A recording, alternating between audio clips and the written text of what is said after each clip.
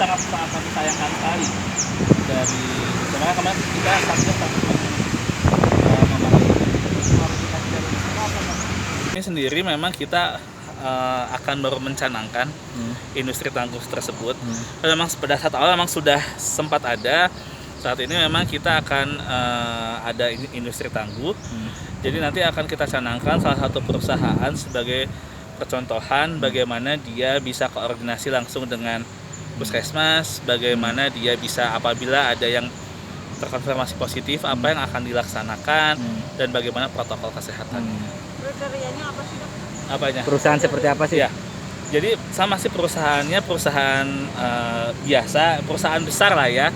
Misalnya di kawasan. Jadi protokolnya SOP-nya sudah jelas gitu.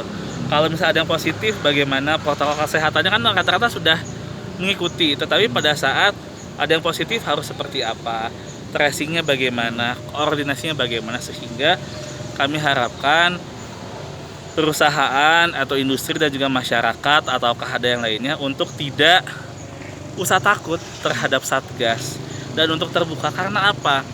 Misal ada satu klaster atau misalnya ada yang positif dilaksanakan, oke, mungkin perusahaan bisa men-tracing di internal mereka, tetapi apakah yakin di rumahnya siapa yang tracing? Satgas. Selama 14 hari dia kemana, kontak dengan siapa, pergi kemana, kan ini kan ada kewajiban kami gitu loh. Meskipun jadi nggak usah takut. Koordinasi yang baik ini adalah mungkin kalau perusahaan hanya berpikir di perusahaannya saja, tetapi kami Satgas berpikir global, berpikir satu kabupaten untuk memotong mata rantainya. Rencananya kapan, Dok, targetnya? Kenapa? Launching apa? Minggu depan insya Allah. Ya. Dok, pabrik tangguh ini cara mereka untuk mengontrol karyawan gimana? Misalkan pas libur biar nggak kemana aja. Ya, nanti kan biasanya kayak ada seperti buku ya. Dan juga nanti intinya kan adalah edukasi sih teh ya, edukasi dan koordinasi sama puskesmas setempat sama dinas kesehatan. Bukannya kita mau mengetahui, jadi jangan takut gitu.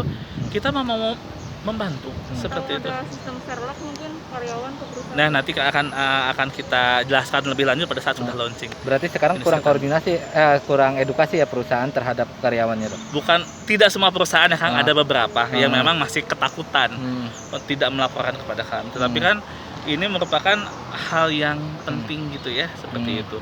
Terus tadi juga yang untuk Unsika 7 orang sudah dinyatakan sembuh.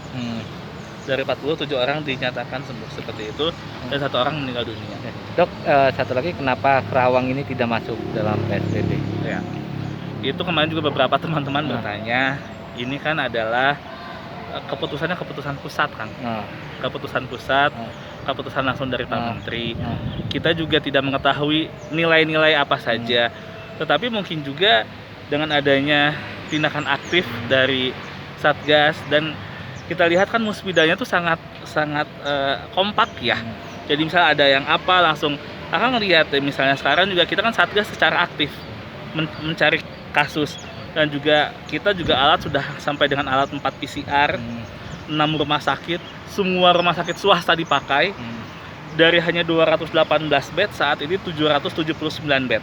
Dan juga untuk 500 sekian untuk hotel. Mungkin juga salah satunya bisa juga karena kita bergerak aktif dari Satgas untuk memotong mata rantai tersebut. Dok, soal pilkades, Dok.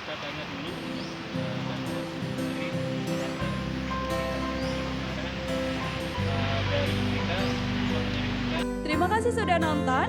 Jangan lupa like, subscribe, dan share ya.